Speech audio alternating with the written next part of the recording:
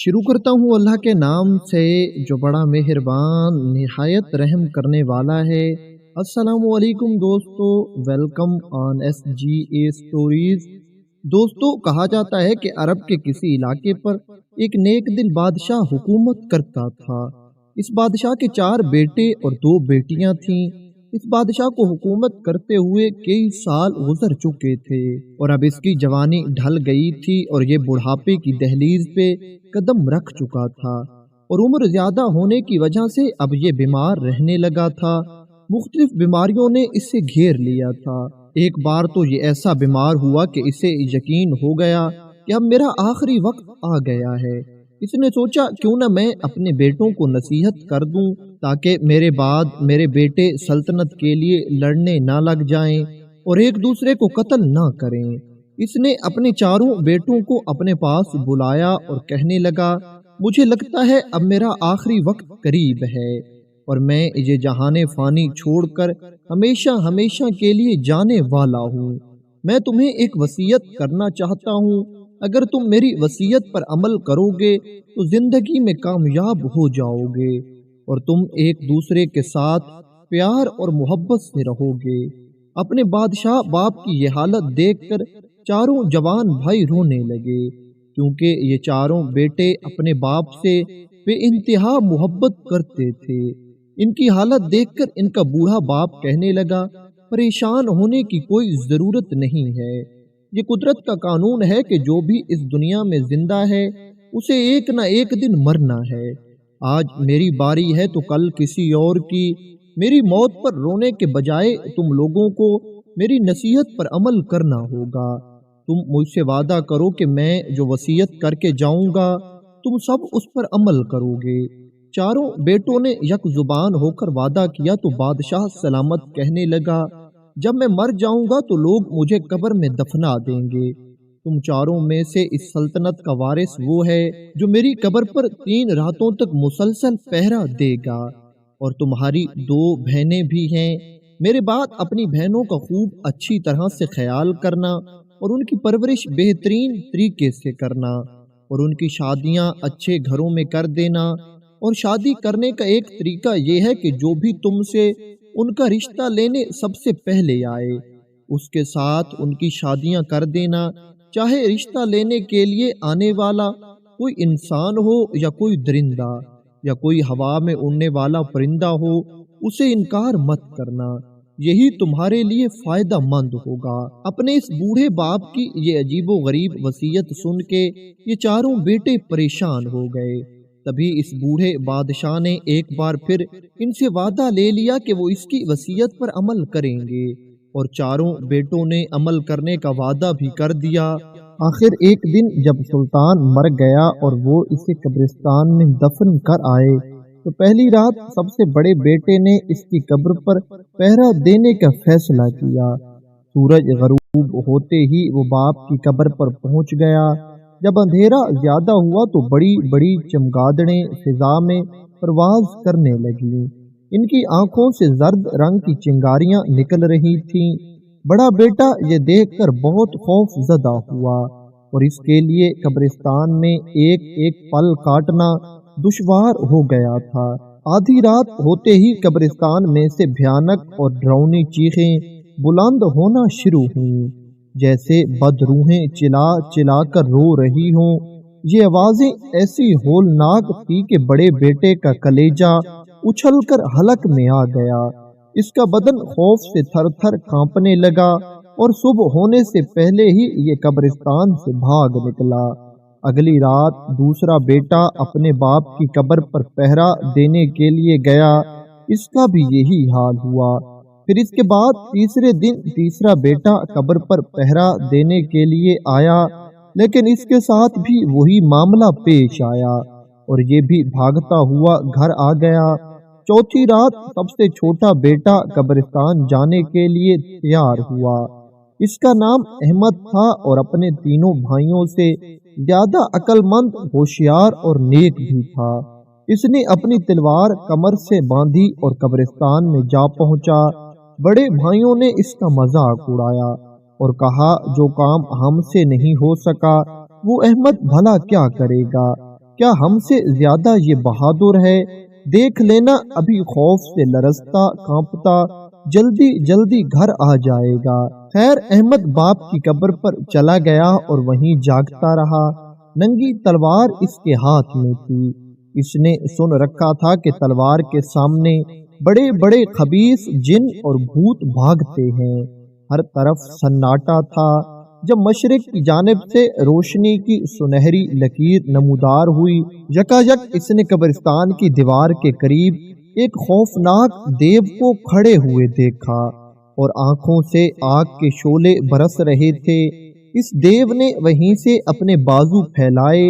یہ بازو احمد کو پکڑنے کے لیے بڑھنے شروع ہوئے اور بڑھتے بڑھتے بہت نزدیک آ گئے۔ شہزادے احمد نے دیکھا کہ اس کے ہاتھ کسی درندے کے پنجوں کی طرح مڑے ہوئے ہیں اور ان پر لمبے لمبے نوکیلے ناخن ہیں۔ احمد نے تلوار نکالی اور اس دیو پر ایک وار کر دیا، جس سے اس دیو کا ایک پنجہ کٹ گیا۔ یہ دیکھ کر دیو نے ایک خوفناک چیخ ماری اور وہاں سے غائب ہو گیا۔ احمد نے اس کا کٹا ہوا پنجہ اٹھا کر اپنے کرتے کی جیب میں رکھ لیا۔ اتنے میں صبح ہو گئی۔ وہ قبرستان سے نکل کر محل میں واپس آ گیا۔ پھر اگلی 2 راتوں کو کوئی خاص قابل ذکر واقعہ نہ ہوا۔ اب کیونکہ اس نے اپنے باپ کی وصیت پوری کی، اس لیے اسے شاہی لباس پہنا کر تخت پر بٹھایا گیا اور تمام درباریوں نے نظر پیش کی۔ شاعروں نے اس کی تعریف میں قصیدے پڑھے۔ احمد نے سب کو ان کی حیثیت کے مطابق انعام و اکرام اور خلت عطا کی۔ اس کے بڑے بھائیوں نے بھی اسے ملک کا سلطان مان لیا اور اطاعت قبول کر لی۔ اسی دوران میں سلطان احمد کی 2 بہنیں جوان ہو چکی تھیں اور اب یہ جلدی سے جلدی ان کی شادی کر دینا چاہتا تھا، لیکن مشکل یہ تھی کہ شہزادیوں کی حیثیت کے مطابق رشتے کہاں تلاش کرتا۔ پھر اسے اپنے باپ کی عجیب و غریب وصیت کا بھی خیال آتا تھا، جس نے مرتے وقت یہ کہا تھا، جو کوئی بھی پہلی بار تمہارے پاس آ کر کسی لڑکی سے شادی کرنے کی خواہش ظاہر کرے، اس کے ساتھ اس کی شادی کر دینا، خواہ آنے والا کوئی انسان ہو یا درندہ یا آسمان پر اڑنے والا کوئی پرندہ ہو، اسے انکار مت کرنا۔ ایک دن سلطان احمد اپنے دربار میں بیٹھا لوگوں کے مقدمے سن رہا تھا، تبھی ایک خوفناک صورت کا شیر وہاں آیا۔ اسے دیکھتے ہی سب درباری اور پہرے دار ڈر کر بھاگ گئے، لیکن سلطان احمد اپنی جگہ پر بیٹھا رہا۔ شیر نے اس کے قریب آ کر دم ہلائی اور ہلکی سی آواز میں گھرایا اور اچانک انسانی آواز میں کہنے لگا، السلام علیکم اے سلطان احمد، میں تیرے پاس ایک درخواست لے کر حاضر ہوا ہوں۔ امید ہے تو اپنے مرحوم والد کی وصیت پر عمل کرتے ہوئے میری یہ درخواست قبول کرے گا۔ بیان کرو تمہاری کیا درخواست ہے؟ سلطان احمد نے شاہی روب و دبدبے سے جواب دیا۔ شیر کہنے لگا، میں آپ کی سب سے بڑی بہن سے شادی کرنا چاہتا ہوں، بس یہی میری درخواست ہے۔ سلطان احمد بڑا حیران ہوا اور کہنے لگا، مگر یہ کیسے ممکن ہے؟ ایک لڑکی کی شادی ایک جنگل کے درندے سے کیسے کر دی جائے؟ سلطان احمد نے حیرت سے کہا، کبھی ایسا بھی ہوا ہے؟ شیر کہنے لگا، جناب آپ اپنے والد کی وہ وصیت یاد کریں جو اس نے مرتے وقت کی تھی۔ سلطان احمد کہنے لگا، بہتر میں اپنے والد کی آخری وصیت ضرور پوری کروں گا۔ یہ کہہ کر سلطان نے اسی وقت اپنی سب سے بڑی بہن کی شادی اس شیر کے ساتھ کر دی۔ شیر دلہن کو اپنی کمر پر سوار کر کے یہاں سے چلا گیا۔ وقت گزرتا گیا کہ سلطان احمد کو اپنی بڑی بہن اور اس کے شوہر شیر کے بارے میں کچھ پتہ نہ چلا، وہ کہاں ہیں اور کس حال میں ہیں۔ ایک دن سلطان احمد نے سوچا کہ چھوٹی بہن کی شادی شاید کسی انسان سے ہوگی، مناسب یہی ہے کہ کسی جانور یا درندے کے آنے سے پہلے میں اپنی بہن کی شادی کسی اچھے آدمی سے کر دوں۔ اب زیادہ وقت ضائع کرنا ٹھیک نہیں ہوگا۔ خدا نے چاہا تو کل یہ کام سر انجام دوں گا۔ اگلے روز سلطان دربار میں تخت پہ بیٹھا ہی تھا کہ ایک دیو بیش قیمت کپڑے پہنے ہوئے نمودار ہوا۔ اس کے ہاتھ پر لمبے لمبے بال تھے، لیکن انگلیوں میں نہایت قیمتی انگوٹھیاں تھیں۔ دیو نے آتے ہی سلطان احمد سے کہا کہ وہ چھوٹی بہن یعنی اپنی شہزادی کی شادی مجھ سے کر دے۔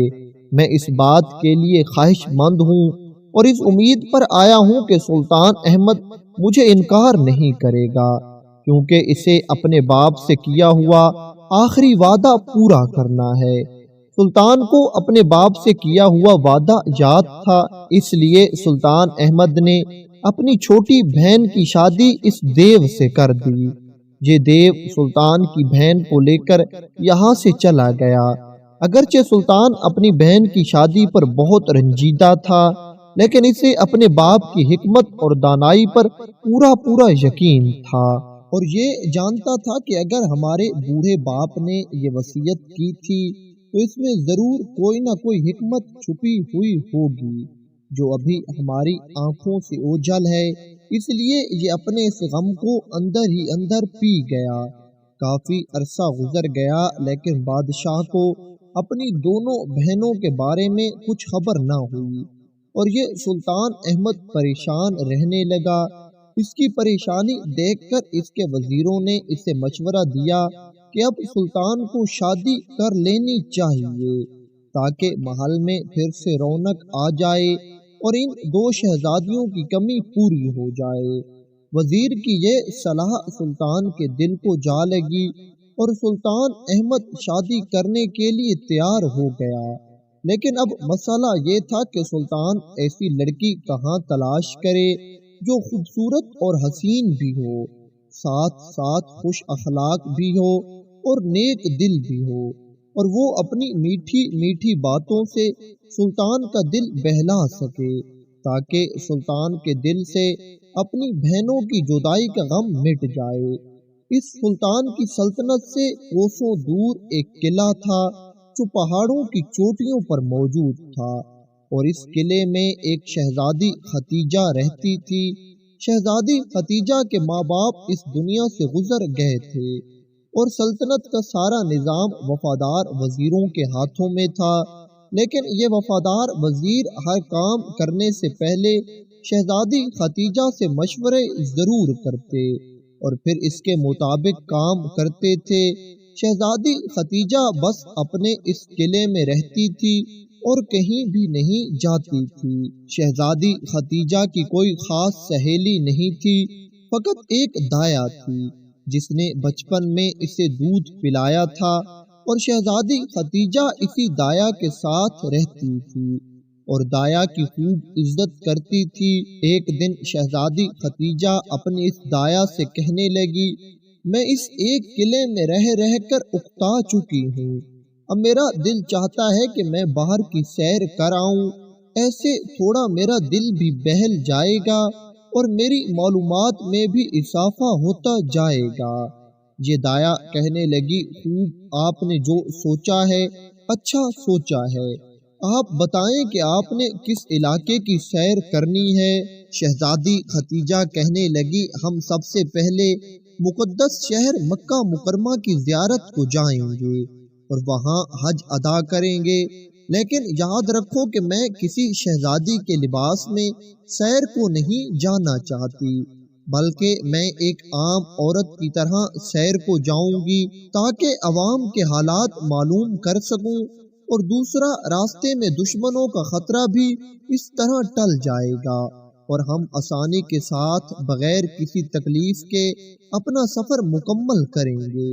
شہزادی کی یہ بوڑھی دایا کہنے لگی، ٹھیک ہے، آپ کو جو مناسب لگے، سفر کا انتظام کروا دیتی ہوں۔ اور پھر ان دونوں نے سفر پر جانا مناسب سمجھا اور یہ دونوں سفر کو نکل گئے۔ ان کے ساتھ چند غلام تھے اور چند کنیزیں تھیں اور تھوڑا بہت سامان تھا۔ ادھر شہزادی ختیجہ سفر کے لیے اپنے قلعے سے نکلی، ادھر یکا یک سلطان احمد کا دربار میں بیٹھے بیٹھے جی گھبرانے لگا۔ اس نے سوچا کہیں سیر و سیاحت کے لیے چلنا چاہیے، بہت دن ہو گئے ہیں محل سے باہر نکلنے کا کوئی موقع ہی نہیں ملا۔ چنانچہ اس نے اپنے ایک رازدار وزیر کو ساتھ لیا اور یہ گھوڑوں پر سوار ہو کر محل سے باہر نکل آئے۔ اتفاق سے سلطان احمد اور اس کا وزیر اسی راستے پر آ گئے جہاں سے شہزادی ختیجہ کا یہ چھوٹا سا قافلہ گزرنے والا تھا۔ شہزادی کے نوکروں نے سلطان کو بتایا کہ ہم کعبہ کی زیارت کے لیے یہاں سے جا رہے ہیں۔ یہ سن کر سلطان بہت خوش ہوا اور اس نے سوچا کیوں نہ ہم بھی مکہ مکرمہ کی زیارت کو چلیں اور اسی قافلے میں شامل ہو جائیں۔ سنا ہے راستے میں ڈاکو لٹیرے بھی ہوتے ہیں، ان بیچاری عورتوں کو تنگ کریں گے، اگر ایسا ہوا تو ہم ان کی حفاظت کر سکیں گے۔ وزیر نے جواب دیا کہ یہ خیال تو بہت ہی اچھا ہے۔ غرض یہ دونوں بھی اسی قافلے میں شامل ہو گئے اور اپنے آپ کو تاجر ظاہر کیا۔ انہوں نے شہزادی ختیجہ کو بتایا کہ وہ اکثر مکہ مدینہ کا سفر کرتے رہتے ہیں اور ان راستوں سے اچھی طرح واقف ہیں۔ شہزادی ختیجہ انہیں بڑی خوشی سے اپنے ساتھ سفر کرنے کی اجازت دے دیتی ہے اور یوں راستہ طے ہونے لگا۔ سلطان احمد شہزادی کو نہ دیکھ سکا کیونکہ اس نے اپنا چہرہ ایک سیاہ رنگ کے نقاب میں چھپا رکھا تھا۔ البتہ شہزادی نے سلطان احمد کو اچھی طرح دیکھا اور اسے یہ شریف نوجوان بہت اچھا لگا۔ دن رات فاصلہ طے کرتے ہوئے آخر یہ دونوں مکہ معظمہ میں پہنچ گئے۔ انہوں نے ایک سرائے میں اپنا سامان رکھا اور پھر خانہ کعبہ کی زیارت کے لیے گئے۔ وہاں بے شمار لوگ کعبے کا طواف کر رہے تھے۔ ان سب نے بھی کعبے کی عمارت کے گرد 7 چکر لگائے اور انہی چکروں کو طواف کہتے ہیں۔ کعبے کی زیارت کے بعد یہ لوگ واپس آنے لگے۔ اتفاق سے سلطان احمد نے شہزادی ختیجہ کی ایک جھلک دیکھ لی۔ اس نے دل میں کہا یہ چہرہ تو بالکل کسی شہزادی کا ہی ہو سکتا ہے، میں اس لڑکی سے شادی کروں گا، لیکن کچھ خبر نہیں کہ یہ کون ہے اور اس کی شادی ہو چکی ہے یا ابھی تک نہیں ہوئی۔ اس نے اپنے وزیر سے اپنے اس خیال کا اظہار کیا۔ وزیر کہنے لگا حضور یہ کون سی بڑی بات ہے، وہ ایک عام سی عورت ہے، جب اسے پتہ چلے گا کہ آپ ایک معمولی سوداگر نہیں بلکہ سلطان احمد ہیں تو وہ خوشی سے آپ کے ساتھ شادی کرنے کے لیے تیار ہو جائے گی۔ بہرحال تم اس کے بارے میں پتہ کرو کہ وہ کون ہے اور اس کی کیا رائے ہے۔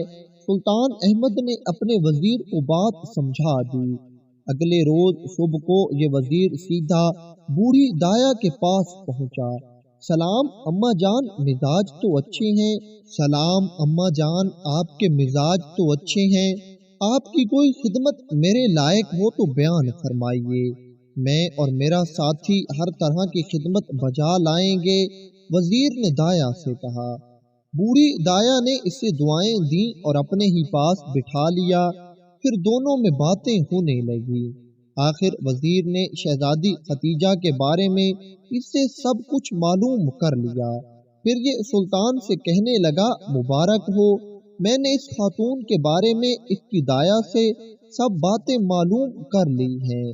اس کا نام شہزادی ختیجہ ہے اور یہ بھی ایک سلطنت کی مالک ہے۔ پھر سلطان احمد سوچنے لگا کہ اس معاملے پر اسے خود شہزادی سے بات کرنی چاہیے۔ یہ موقع کی تلاش میں رہا مگر اسے یہ موقع نہ مل سکا کیونکہ شہزادی کی حفاظت ہر وقت اس کے ملازم کرتے تھے۔ کچھ دنوں بعد ان کا قافلہ مکہ مکرمہ سے نکل کر ایک صحرا میں آ گیا۔ ایک رات زبردست طوفان آیا، بجلی کی کڑک اور بادل کی گرج سے دل و جان دہل جاتے تھے۔ ہر طرف گھپ اندھیرا تھا، کبھی کبھی بجلی چمکتی تھی تو کچھ دکھائی دے جاتا تھا۔ صحرا میں ان کو پناہ لینے کے لیے اور طوفان سے بچنے کے لیے کوئی بھی جگہ نظر نہ آئی اور ہوا تھی کہ ہر لمحے تیز ہوتی جا رہی تھی۔ سلطان احمد اور وزیر کے گھوڑے بھی رسیاں کٹوا کر بھاگ گئے۔ بوڑھی دایا نے اس مصیبت کی گھڑی کو دیکھ کر دھاڑے مار مار کر رونا شروع کر دیا۔ شہزادی ختیجہ نے اسے دلاسا دیا اور کہنے لگی اما جان حوصلہ رکھو، خدا ہمارا نگہبان اور محافظ ہے، وہ ضرور ہماری مدد کرے گا۔ مگر بیٹے یہ تو سوچو کہ اس بے سر و سامانی میں ہمارا کیا حشر ہوگا؟ کیا خدا آسمان سے ہماری سواری کے لیے اونٹ گھوڑے بھیجے گا؟ اور اگر راستے میں ڈاکوؤں نے لوٹ لیا تو پھر کیا ہوگا؟ یہ کہہ کر یہ بوڑھی دایا ایک بار پھر رونے لگی۔ شہزادی ختیجہ نے کہا، اما جان خدا کی ذات سے مایوس نہیں ہونا چاہیے، وہ ہماری ضرور مدد کرے گا۔ سنو، میرے پاس ایک مقدس تعویذ ہے جو مجھے میری مرحومہ ماں نے دیا تھا، اس میں یہ خوبی ہے کہ یہ ہر مصیبت میں ہماری مدد کرتا ہے۔ یہ کہہ کر اس شہزادی نے ایک سنہری رنگ کا تعویذ اپنی ہتھیلی پر رکھا اور اپنے منہ میں کچھ پڑھ کر اس پر پھونکا، اور پھر کہنے لگی، اے حضرت سلیمان پیغمبر کے مقدس تعویذ، ہم اس وقت سخت مصیبت میں مبتلا ہیں، خدا کے لیے ہماری مدد کرو اور ہمیں اس مصیبت سے نکال دو۔ تھوڑی دیر ہی گزری تھی کہ ایک زور کا دھماکہ ہوا اور ایک قد آور دیو ان کے سامنے آ کر کھڑا ہوا اور ادب سے عرض کرنے لگا، بتائیے میں آپ کی کیا مدد کر سکتا ہوں؟ آپ نے مجھے کیوں یاد کیا؟ یہ شہزادی ختیجہ اس سے کہنے لگی، ہم اس وقت ایک مصیبت میں پھنسے ہوئے ہیں اور ایک طوفان کی لپیٹ میں آ چکے ہیں، کیا تم ہمیں کسی محفوظ مقام پر پہنچا سکتے ہو؟ دیو کہنے لگا، جی ضرور، میں آپ کو اپنے گھر لے چلتا ہوں، وہاں آپ سب لوگ جتنا عرصہ چاہیں حفاظت سے رہ سکتے ہیں۔ شہزادی نے کہا، بہتر جو تمہیں اچھا لگے وہ کرو، بس ہمیں اس مصیبت سے نکال دو۔ دیو نے کہا، تم سب اپنی آنکھیں بند کر دو۔ تبھی اس دیو نے ان سب کو وہاں سے اٹھایا اور اپنے گھر کے قریب لا کر رکھ دیا۔ یہاں پہنچ کر ان سب کو محسوس ہوا کہ اب طوفان تھم چکا ہے، تو ان سب نے آہستہ آہستہ آنکھیں کھول دی۔ کیا دیکھتے ہیں کہ وہ ایک خوبصورت وادی میں کھڑے ہیں جس کے چاروں طرف اونچے اونچے برفانی پہاڑ ہیں۔ وادی کے درمیان ایک شاندار محل بنا ہوا ہے جس کے ارد گرد نہایت حسین باغ ہیں۔ وہ دیو انہیں اس محل میں لے کر آیا۔ اتنے میں ایک خوبصورت عورت محل سے نکل کر سامنے آئی اور سلطان احمد حیرت سے دیکھنے لگے کہ وہ اس کی چھوٹی بہن تھی۔ بھائی جان، بھائی جان، یہ کہہ کر وہ خوشی سے چلائی اور سلطان احمد کے گلے سے لپٹ گئی۔ ہمارے مکان میں آپ کا قدم مبارک ہو، خدا کی شان۔ سلطان احمد کہنے لگا، کیا وہ دیو جو ہمیں اس مصیبت سے نکال کر لایا ہے وہی تمہارا شوہر ہے؟ میں نے اسے پہچانا نہیں۔ ہاں بھائی جان، وہ میرا شوہر ہے اور میں اس کے ساتھ بہت ہی خوش ہوں۔ مجھے اس سے اچھا شوہر اور کہیں نہیں مل سکتا۔ خدا کا شکر ہے کہ تم اس کے ساتھ خوش ہو، ورنہ میں تو ڈرتا تھا کہ یہ دیو نہ جانے تمہارے ساتھ کیا سلوک کرے گا۔ اگر ابا جان کی وصیت نہ ہوتی تو شاید میں تمہاری شادی کبھی بھی اس کے ساتھ کرنے پر راضی نہ ہوتا، مگر اب سوچتا ہوں تو احساس ہوتا ہے کہ ابا جان کی وصیت میں یہ حکمت چھپی ہوئی تھی۔ خدا معلوم ہماری چھوٹی بہن کس حال میں اور کہاں ہوگی۔ یہ بہن کہنے لگی، بھائی جان، جس بہن کی شادی آپ نے جنگل کے بادشاہ شیر کے ساتھ کی تھی وہ یہاں سے قریب ہی رہتی ہے، اگر آپ چاہو تو اس سے مل سکتے ہیں۔ یہ سن کر سلطان احمد بہت خوش ہوا اور کہنے لگا کہ میں 2-4 دن تمہارے ساتھ رہوں گا، پھر اپنی اس چھوٹی بہن کے گھر جاؤں گا۔ یہ سلطان احمد اور سب قافلے والے 3-4 روز تک اپنی اس بہن کے گھر میں رہے۔ اس بہن نے سلطان احمد، شہزادی ختیجہ، بوڑھی دایا اور ان سب نوکروں کی خوب خدمت کی۔ سواری کے لیے اونٹ اور گھوڑے بھی مہیا کیے گئے۔ اس کے بعد ان سب نے اجازت لی اور شیر کے مکان کی جانب روانہ ہو گئے۔ سلطان احمد کا قافلہ جنگل میں داخل ہو گیا۔ جنگل کے بیچوں بیچ ایک عالی شان مکان دکھائی دیا۔ اس مکان کے دروازے کے پاس شیر کا ایک بہت بڑا بت رکھا ہوا تھا۔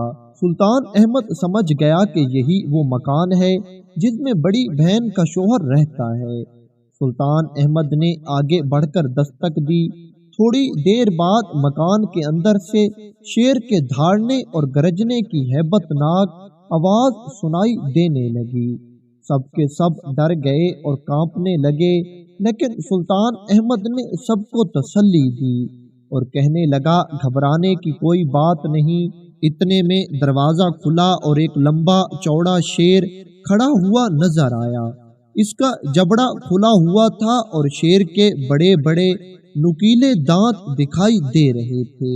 شیر کو اتنے قریب آتے دیکھ کر بوڑھی دایا چیخ مار کر بے ہوش ہو گئی۔ خوش آمدید، خوش آمدید پیارے سلطان احمد۔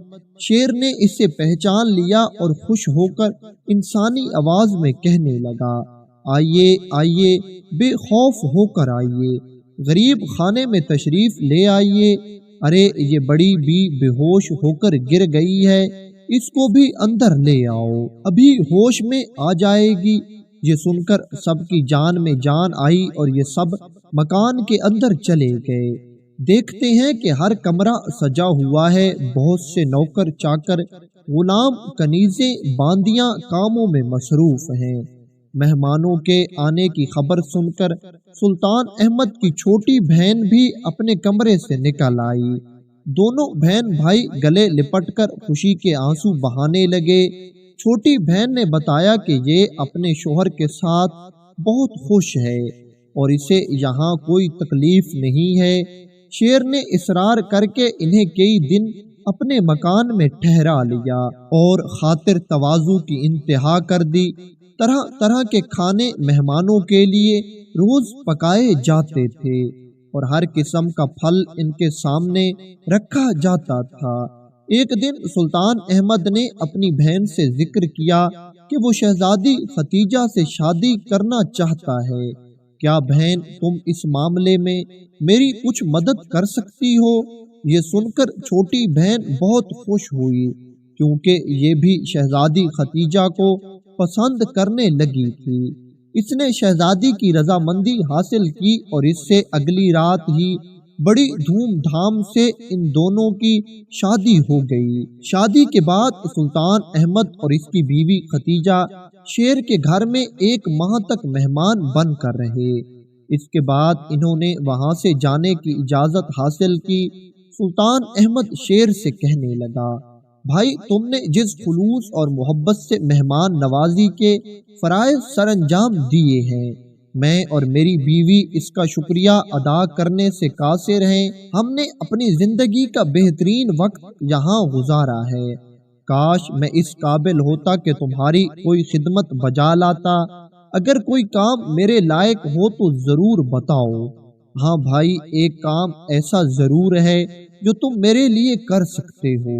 شیر نے ٹھنڈی آہ بھری، اگر تمہیں کہیں سے کسی دیو کا کٹا ہوا پنجہ مل جائے تو لیتے آنا، تاکہ میں اس کو آگ میں پھینک کر اپنی اصل انسانی صورت پر واپس آ جاؤں۔ دیو کا کٹا ہوا پنجہ؟ سلطان احمد نے حیرت سے کہا، بھائی تم نے مجھے پہلے کیوں نہیں بتایا؟ میری جیب میں اس وقت ایک پنجہ موجود ہے۔ اس کو میں نے اس قبرستان میں ہلاک کیا تھا جہاں میرے باپ کی قبر موجود ہے۔ مجھے معلوم تھا کہ دیو کے پنجے جادو کا توڑ کرنے میں کام آتے ہیں۔ یہ سنتے ہی شیر خوشی سے اچھل پڑا اور اس شیر نے اسی وقت اپنے سب نوکروں کو حکم دیا کہ ایک بڑا آگ کا الاؤ روشن کیا جائے۔ شیر کا حکم ملتے ہی سب نوکروں نے اس کے حکم کی تعمیل کی اور اسی وقت دیکھتے ہی دیکھتے ایک بہت بڑا آگ کا الاؤ گرم کیا گیا۔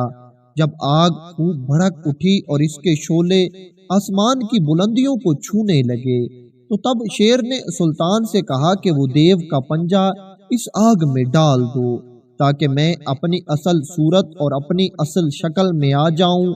تبھی سلطان نے اپنی جیب سے وہ دیو کا پنجہ نکالا اور اس بھڑکتی آگ کے شعلوں میں ڈال دیا۔